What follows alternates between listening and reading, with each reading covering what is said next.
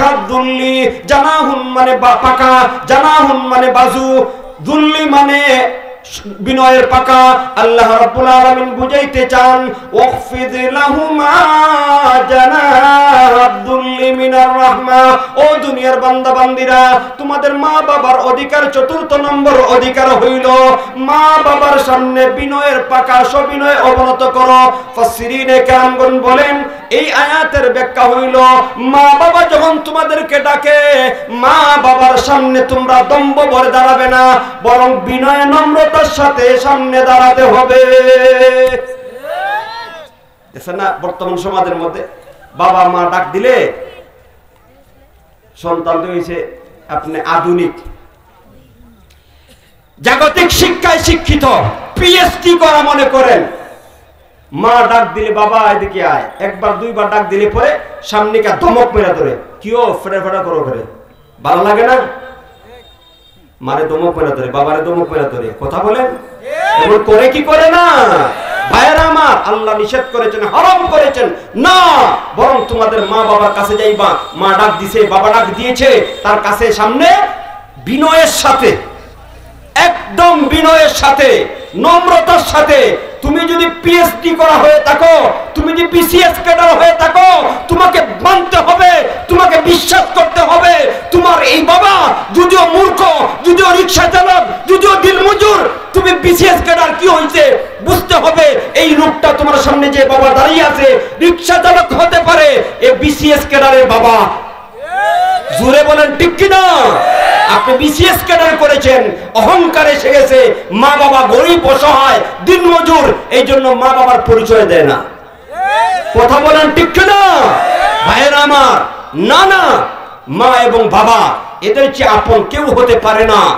আল্লাহ তাআলা তার কালামের মধ্যে সুস্পষ্ট ভাষায় বলে দিয়েছেন, বান্দা মা বাবা যখন তোমাদেরকে ডাকবে মা বাবার কাছে বিনয়ের সাথে, নম্রতার সাথে, ভদ্রতার সাথে তুমি দাঁড়াও। সুবহানাল্লাহ বলেন। পঞ্চম নম্বর, 3 নম্বর ইতিবাচক বিষয়, পঞ্চম নম্বর হকের বিবরণ দিয়ে আল্লাহ বলেন ওয়াকুর রাব্বিরহামহুমা কামা রাব্বায়ানি সগীরা। আল্লাহু আকবার বলেন। বাইরে আমার আয়াতের তাফসীরের মধ্যে মুফাসসিরিনে কেরামগণ বলেন আল্লাহ রাব্বুল আলামিন বুঝাইতে চান ও দুনিয়ার বান্দা বান্দিরা, এই দুনিয়ার জীবনে তোমাদের মা বাবা অনেক কষ্ট করিয়া তোমাদেরকে লালন পালন করিয়া বড় করেছে, এত ইহসান অনুগ্রহ করেছে, ওই ইহসান অনুগ্রহের বদলা তোমরা দুনিয়াতে দিতে পারবে না। তাই মা বাবার জন্য দোয়া করার দরকার আছে না নাই? আর জোরে বলেন আছে না নাই?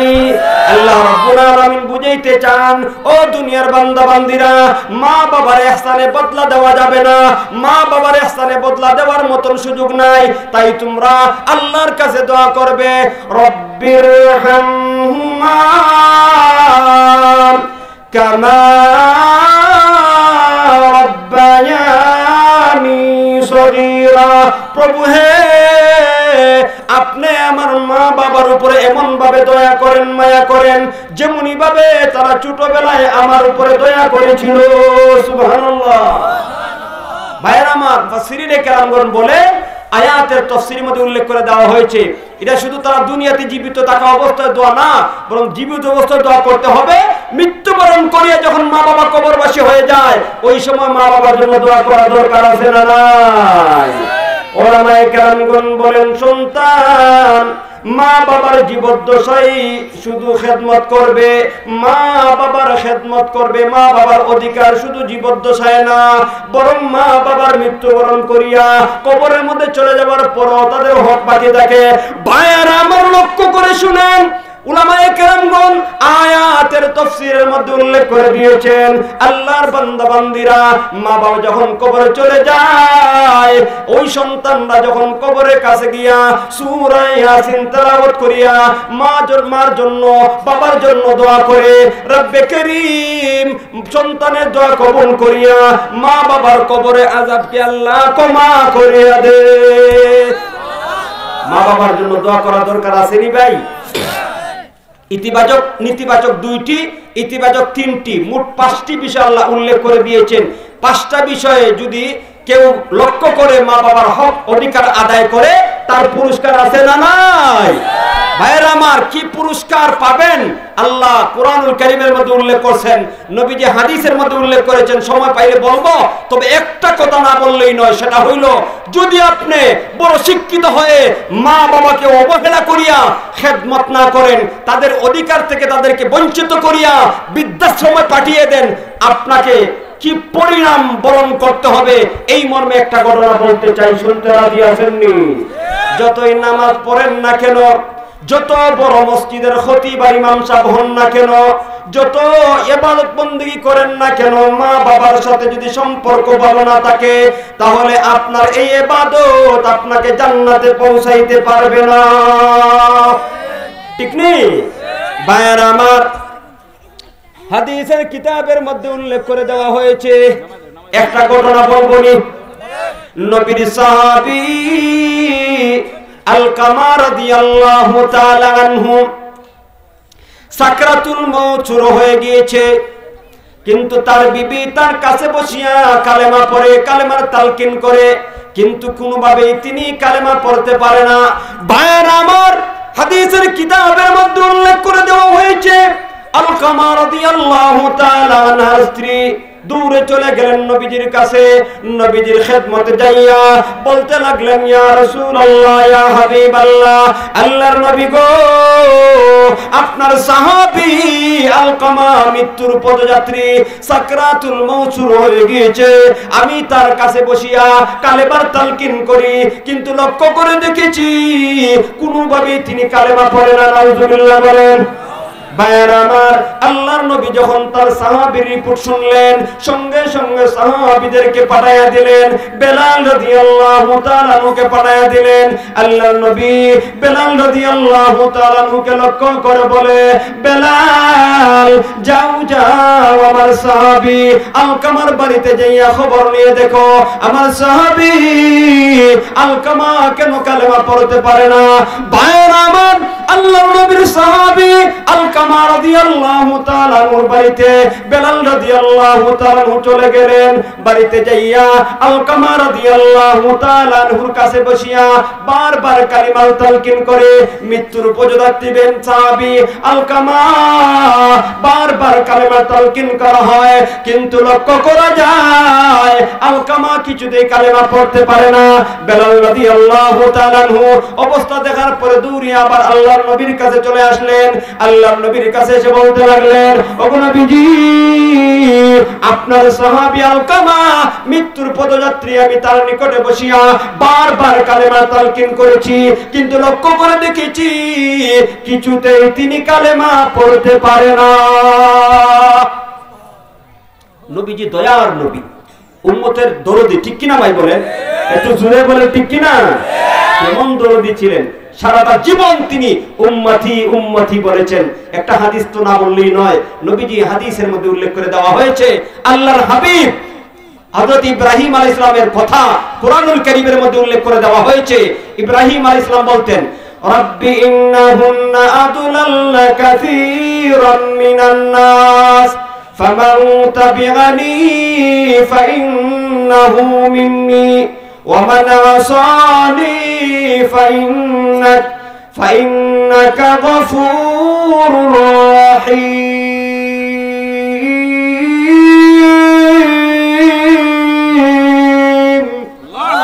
ইব্রাহিম আলাইহিস সালাম আল্লাহকে বলছেন, আল্লাহ, এই মূর্তিগুলি অনেক মানুষকে পথভ্রষ্ট গোমরাহ করেছে। আল্লাহ, যারা আমার ইবাদত অনুসরণ করেছে, ফামান তাবিআনি ফাইন্নাহু মিন্নি, আল্লাহ যারা আমার অনুসরণ করেছে, আমার হাতে হাত রেখে কালেমা পড়ে মুসলমান হয়েছে, আল্লাহ আপনি তো তাদেরকে ক্ষমা করবেন। আল্লাহ আপনার তৈরি জান্নাতের বাসিন্দা তাদেরকে বানাবেন। আল্লাহ, যারা এই মূর্তির উপাসনা করিয়া জুলুম করেছে, নাফরমানি করেছে, আল্লাহ আপনি বড় ক্ষমাশীল দয়াবান, মেহেরবানি করিয়া তাদেরকে ক্ষমা করে দিবেন। কোরআনুল কারীমের মধ্যে আল্লাহ ইব্রাহিম আলাইহিস সালামের এই আলোচনাগুলা করা হয়েছে। আল্লাহর হাবিব দুই হাত তুলে আল্লাহকে ডেকে ডেকে বলে, ইব্রাহিম আলাইহিস সালামের এই দোয়াগুলি পাঠ করে আল্লাহকে বলে। এরপরে হযরত ঈসা আলাইহিস সালামের দোয়া কোরআনের মধ্যে উল্লেখ করে দেওয়া হয়েছে। হযরত ঈসা আলাইহিস সালাম আল্লাহকে বলতেন, ইন তুআযিবুহুম ফাইন্নাহুম ইবাদুক ওয়া ইন তাগফির লাহুম ফাইন্নাকা আনতাল আজিজুল হাকীম।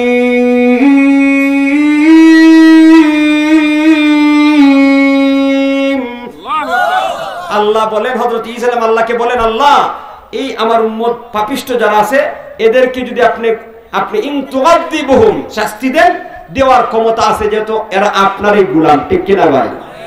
ওয়া ইন তাগফির লাহুম, আর যদি তাদেরকে আপনি ক্ষমা করিয়া দেন তাহলে ক্ষমা করার ক্ষমতা আপনার আছে।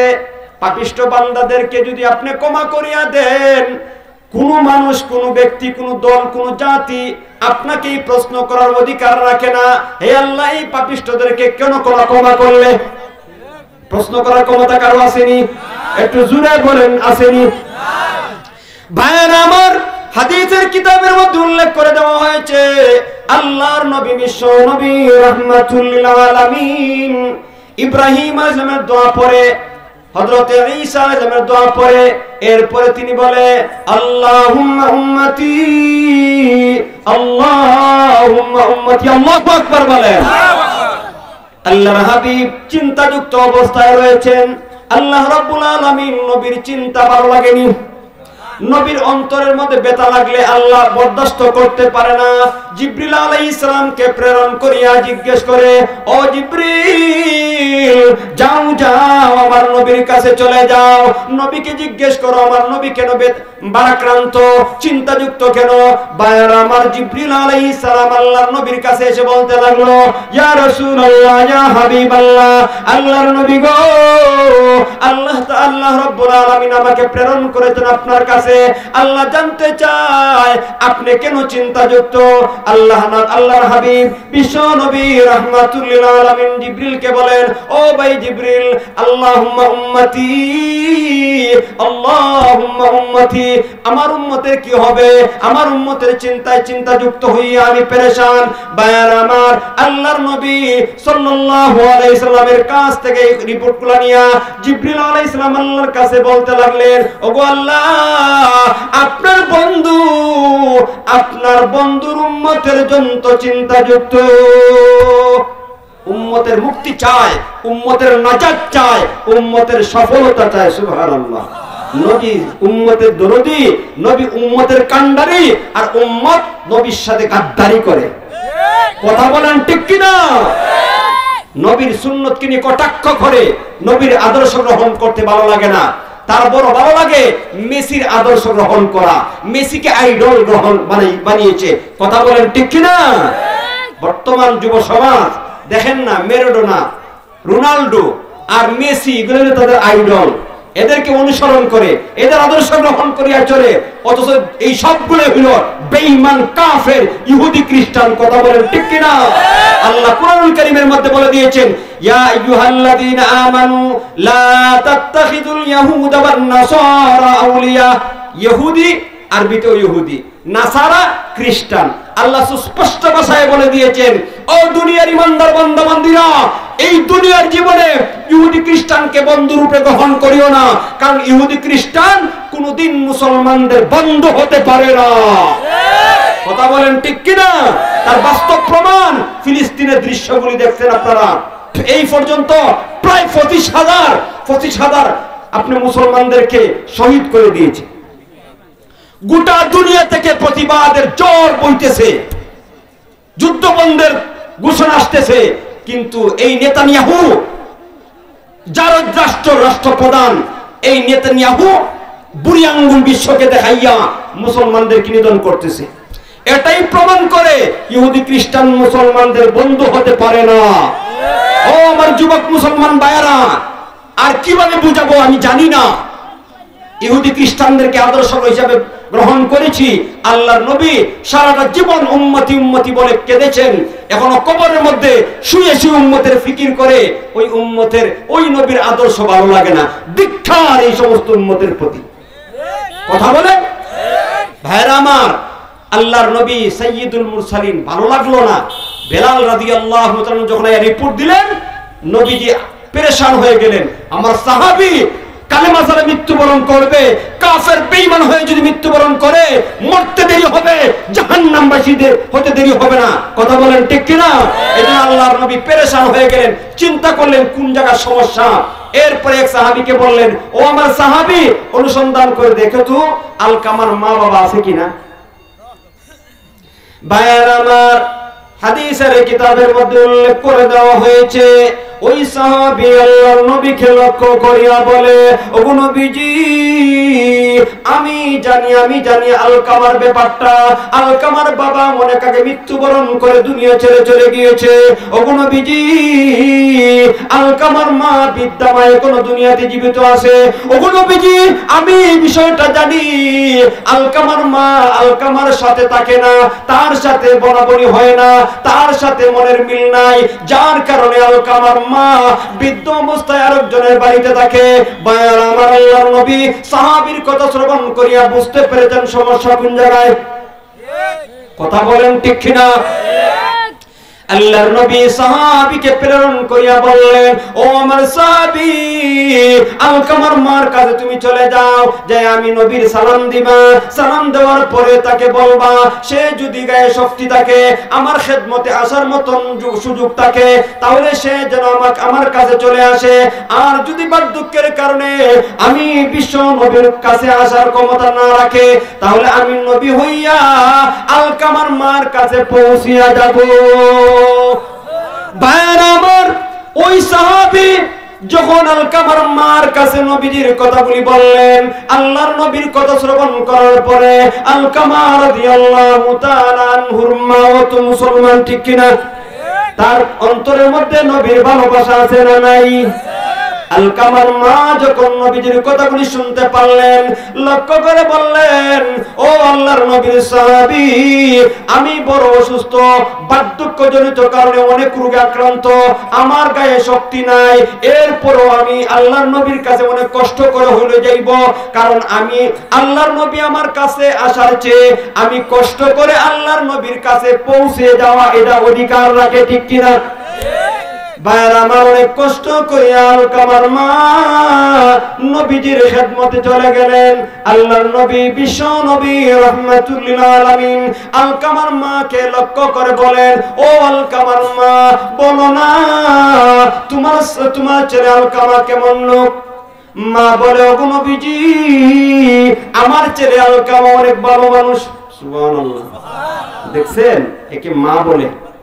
কি বলে? আর একটু জোরে বলেন। আর যত বন্ধু ফিরিতির মানুষই হোক, যদি এক কাপ চা ঠিক মতো না খাওয়ান, তা আপনার আড়ালে গিয়ে শুরু করে দিব। কথা বলেন না কেন?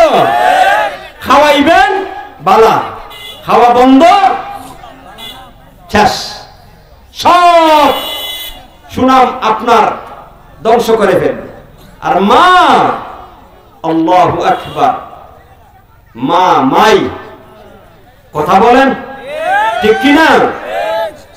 আল্লাহর নবী বিশ্ব নবী রাহমাতুল লিল আলামিন আলকামার মাকে প্রশ্ন করলেন, ও আমার সাহাবী আলকামার মা, বলো না তোমার ছেলে আলকামা কেমন?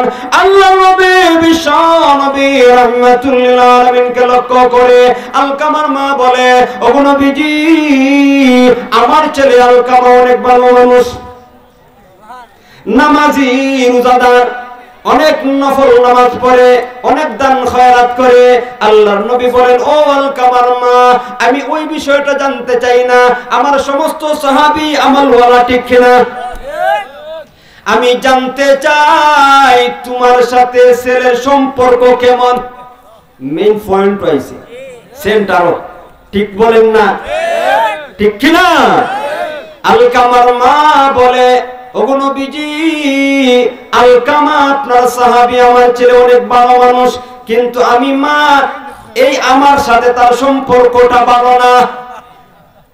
ধরা হয়েছে এই বালুর কোনো দাম আসেনি কন্যা দেহাত গেছে বড় যাত্রী কনের পক্ষের লোকেরা বলতেছে যে আমাদের মেয়ের অনেক গুণ হাজার হাজার গুণ গুণ বিবরণ দেয়া একদিন দুই দিন দেব তো মাত্র একটা দোষ কয়টা দোষ একটু আমার যা বলতে হবে কয়টা দোষ এখন আপনার বরের পক্ষের লোকেরা বলতেছে কোনের এত গুণ আচ্ছা গুণটা শুনলাম না মনে করলাম যে গুণ আছে দুষ্টা শুনলে যেহেতু একটা দোষ তো একটা দোষ তো শুনতে হবে এই সময় লাগবো না ঠিক কিনা ভাই তো একটা দোষ কি দোষটা বললেন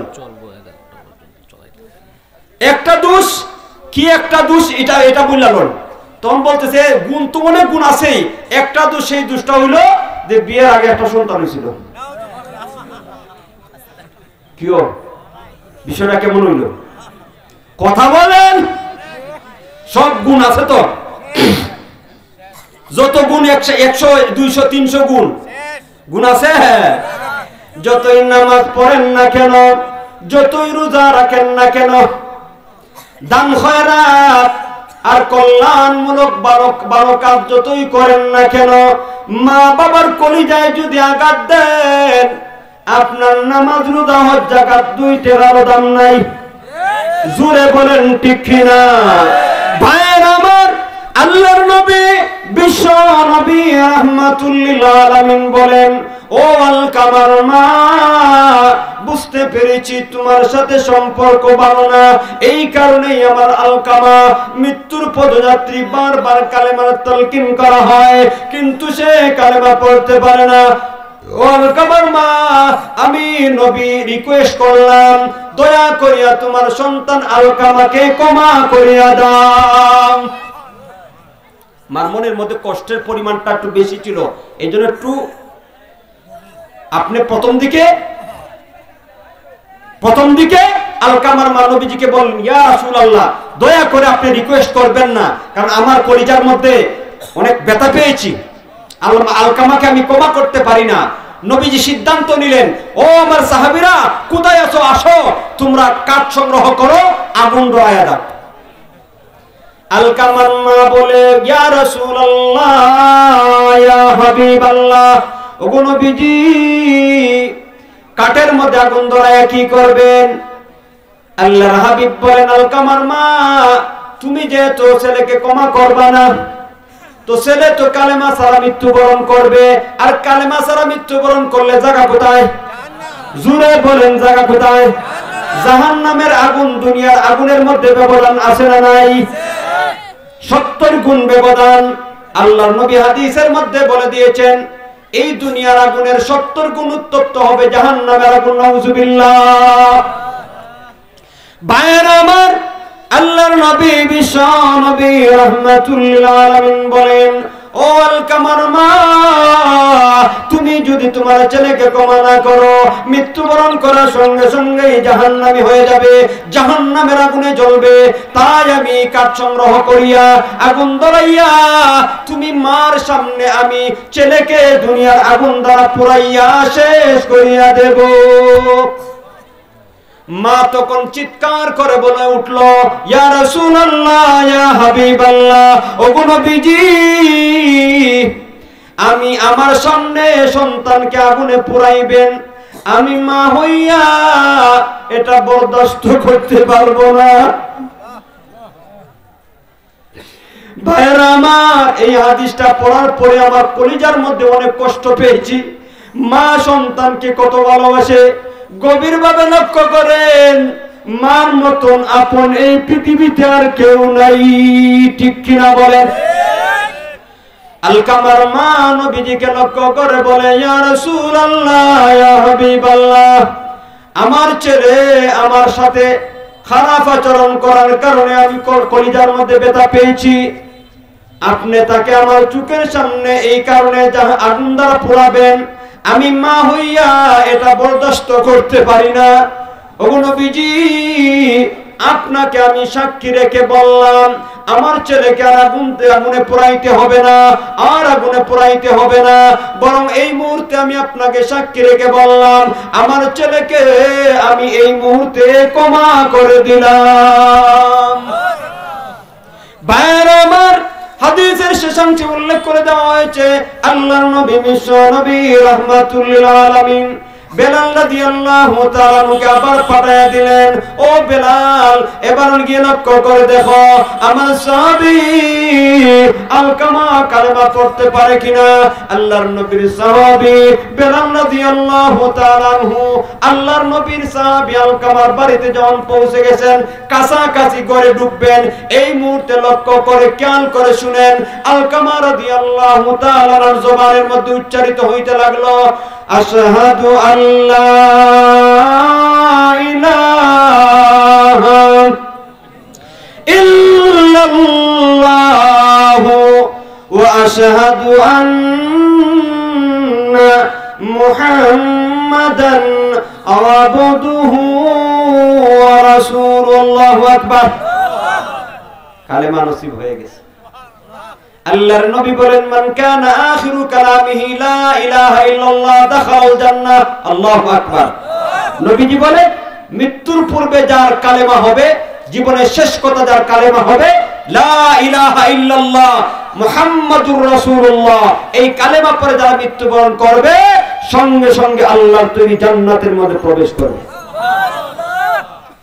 বেলাল রাদিয়াল্লাহু তাআলা আলকামার বাড়িতে বারান্দায় পৌঁছে গেলেন, লক্ষ্য করে দেখেন আলকামা রাদিয়াল্লাহু তাআলা জবানের মধ্যে কালেমা উচ্চারিত হইতে লাগলো। বেলাল রাদিয়াল্লাহু তাআলা আল্লাহর নবীর কাছে এসে বলতে লাগলেন, ইয়া রাসূলুল্লাহ, ইয়া হাবিবাল্লাহ, আপনার সাহাবী আলকামার মা ক্ষমা করে দেওয়ার পরে আপনার সাহাবী আলকামা রাদিয়াল্লাহু তাআলা আমার নিজ কান দ্বারা শ্রবণ করেছি, কালেমা পড়িয়া মৃত্যুবরণ করেছে। ঘটনা উল্লেখ করিয়া উলামায়ে কেরামগণ বলেন, আপনি যতই নামাজ পড়েন না কেন, রোজা রাখেন না কেন, নেক আমল করেন না কেন, লাখ লাখ টাকা খরচ করে হজ করেন না কেন, যাকাত দেন না কেন, সদকা করেন না কেন, মা বাবার যদি নেক দোয়া, মা বাবার অন্তরের মধ্যে যদি ব্যথা থাকে, তাদের খেদমত যদি না করেন, তাদেরকে তাদের অধিকার থেকে বঞ্চিত করেন, আর বৃদ্ধাশ্রমে পাঠিয়ে দেন অথবা বাড়িতে রাইকা তাদের সাথে খারাপ আচরণ করেন, জান্নাতে যাওয়া যাবে না। কথা বলেন ঠিক কিনা? ভাইরা আমার, জান্নাতে যেতে হলে মা বাবার খেদমত করতে হবে, মা বাবার আনুগত্য স্বীকার করতে হবে, মা বাবার কথা মতো চলতে হবে, তবে মা বাবার কথা মানতে গিয়ে আল্লাহর বিধান ক্রস করা যাবে না। লা তাআতা লি মাখলুক ফি মাসিয়াতিল খালিক। আল্লাহর নবী বলেন, আল্লাহর বিধানের বাহিরে, আল্লাহর নাফরমানির মধ্যে এই দুনিয়া কোন মাখলুকের ইতাআত করা চলবে না। বাবা যদি বলে ছেলেরে যে একটু মরিচ চুরি করে নিয়ে আসো, ওই দোকান থেকে আটা চুরি করে নিয়ে আসো, তেল চুরি করে নিয়ে আসো, সাবান চুরি করে নিয়ে আসো, তাহলে মার কথা শোনা যাবে নি? মার কথা শুনে, বাবার কথা শুনে চুরি করা যাবে নি? আর মা বলছে চুরি করো, আর আল্লাহ বলছে চুরি করিও না, কারটা মানবেন? আর একটু জুড়ে বলেন, আল্লাহটা মানতে হবে। এটা আমার মাথার মধ্যে রাখতে হবে। মা বাবার কথা অতটুকু পর্যন্ত আমি কি মানবো? ওই সময় পর্যন্ত মানবো যখন মা বাবার কথা আল্লাহর কথার সাথে সংঘর্ষিত না হয়। যদি আল্লাহর কথার সাথে সংঘর্ষিত হয়, আল্লাহর আদেশের সাথে সংঘর্ষিত হয়, মা বাবার কথা মানা আর একটু জুড়ে মানা যাবে না। আর যদি মা বাবার কথা আল্লাহর কথার সাথে সাপোর্ট করে, যেমন আল্লাহ বলছে নামাজ পড়ো, মাও বলে নামাজ পড়ো, আল্লাহ বলছেন রোজা রাখো, মাও বলছে রোজা রাখো, এখন রোজা রাখবো না ছাড়বো? মা বাবার কথা মানা দরকার আছে না নাই? এর তো কয়েকটা দিন পরেই তো রোজা শুরু হয়েছিল। আপনার কষ্ট লাগতেছে? রোজাতে কাছাকাছি আইসা করতেছে, কষ্ট লাগতেছে? আমাদের বর্তমান সমাজের মধ্যে অনেক নামদারি কিছু মুসলমান আছে, রমজান যত কাছাইতেছে তার কষ্টের তীব্রতা তত বাড়তেছে। আল্লাহ, আমি আপনাদের কাছ থেকে জানতে চাই, রমজান আর মাত্র 1.5 মাস, এই রমজান আসতেছে, ধীরে ধীরে রমজানের কাছাকাছি আমরা পৌঁছে যাচ্ছি, এতে ভালো লাগতেছে না খারাপ লাগতেছে? দিলের খবর আল্লাহ জানেন।